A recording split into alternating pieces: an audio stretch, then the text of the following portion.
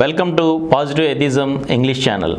Today, from the book The Life and Times of Gora, written by Mark Lindley, in continuation of Chapter 7, Historical Background to Gora's later work, we are learning about, in the 5 eminent friends, today we shall know about the first, Jawaharlal Nehru. Jawaharlal Nehru, 1889-1964, was the Prime Minister of the Republic of India from its inception until his death. He was the only son, much doted upon. Jawaharlal means precious jewel, of a very rich, culturally Anglophile lawyer who, under Gandhi's influence, became patriotic about India soon after World War. Jawaharlal was educated by private tutors at home, then at one of the most elite British secondary schools, Harrow, then at Cambridge University, and then in London, where he earned a qualification to practice as a lawyer. But he found that kind of work boring and soon gave it up. He first met Gandhi in 1916 at a meeting of the Congress. The first of his many jail terms was in 1921-22 for his participation in the non-cooperation movement that Gandhi had launched in 1920. In 1926-27, he traveled in Western Europe and also in Soviet Russia, where he was fitted by the ruling party and felt inspired by the aura of egalitarianism which he thought he found there. He later told Gandhi in a private argument, "No man is really unemployed in a socialistic order. Take Russia. Every man is a producer. He is part and parcel of the nation's wealth. You must see that, in theory, a certain economic structure will give you ideal conditions. We in India proceed towards it non-violently.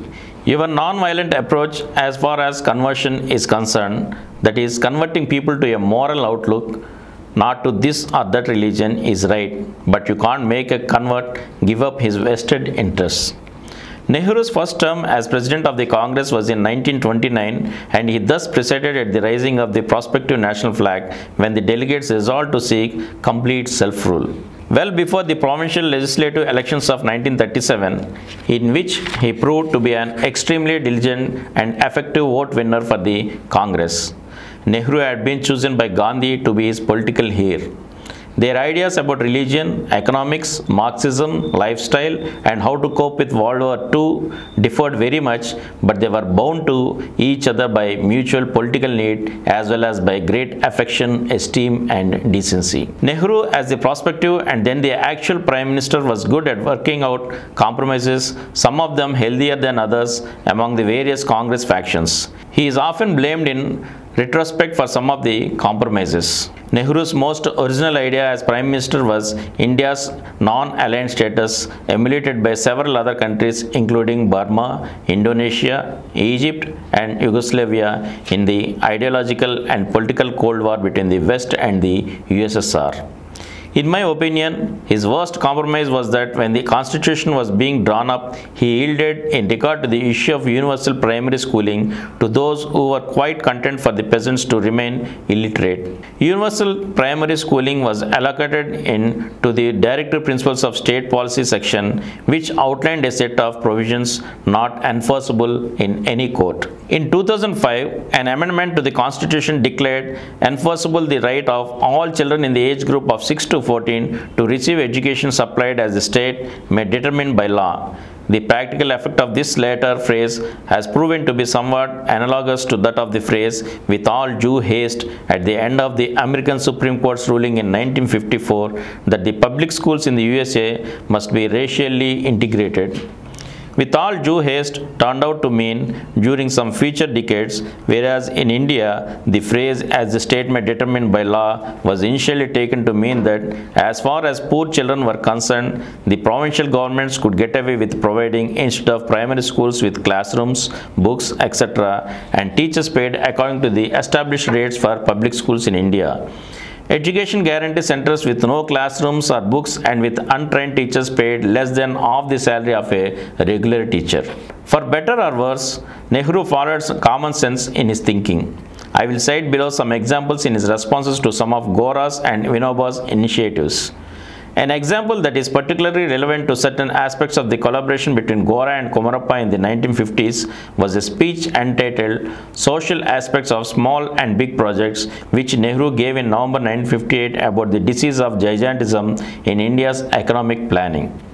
He was now thinking in a more positive way than before about the small irrigation projects, the small industries, and the small plants for electric power, which he said would change the face of the country more than a dozen big projects in half a dozen places.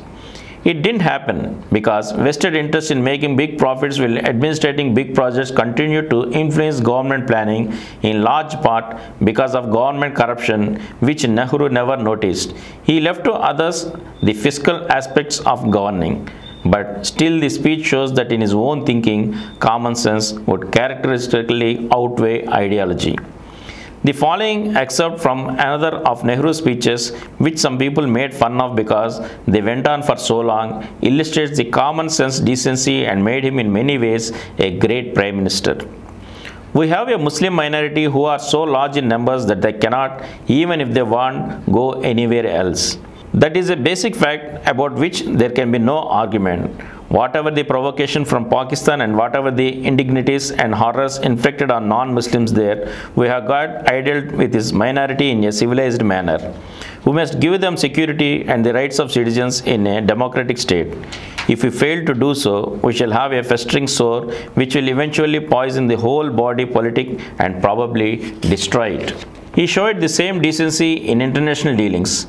When Fidel Castro visited New York in 1960 to address the UN General Assembly, no hotel downtown would put him up, so he went to a Harlem hotel where, as he told an Indian friend many years later, the first person who visited me as Prime Minister Nehru, I can never forget his magnificent gesture. Some of Nehru's favorite lines of poetry were Robert Frost, but have promises to keep and miles to go before I sleep. For quite a few years, he was the most widely and deeply respected statesman in the world, and deservedly so, in my opinion, as his political leadership ensured that independent India would be a parliamentary democracy, notwithstanding the dire poverty due to the former British imperial policies and to the high levels of illiteracy in the 1950s. The wife of the last imperial viceroy loved Nehru, and even Churchill, who had openly voiced disdain for Gandhi and who in 1946 had inaugurated the Cold War, called Nehru the jewel of Asia. Thank you. We shall meet again in the next episode. Please download Samaram multi-channel app and watch your favorite channels from your mobile. App available on Google Play Store and subscribe to the channels. For more videos, please subscribe to this channel Positive Atheism and activate the bell icon.